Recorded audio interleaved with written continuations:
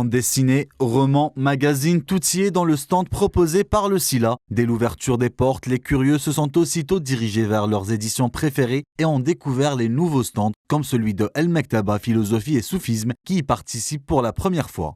C'est une maison d'édition qui a 14 mois d'existence depuis le premier titre qui est sorti et qui se spécialise dans la philosophie et le soufisme, principalement bien sûr, parce que c'est des domaines qui gagneraient à être encouragés dans notre scène culturelle.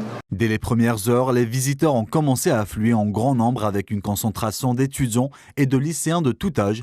Pour cela, nous avons voulu savoir quelle était leur impression en ce premier jour. Nous sommes à l'édition Hebel parce que nous sommes Ecousim, la revue Ecousim publiée par l'association ASPA. Et nous sommes contents d'être là. Et il y a beaucoup de jeunes, c'est ce qui est bien. On a beaucoup de jeunes qui sont à l'affût de livres qu'ils cherchent, des étudiants qui posent beaucoup de questions aussi.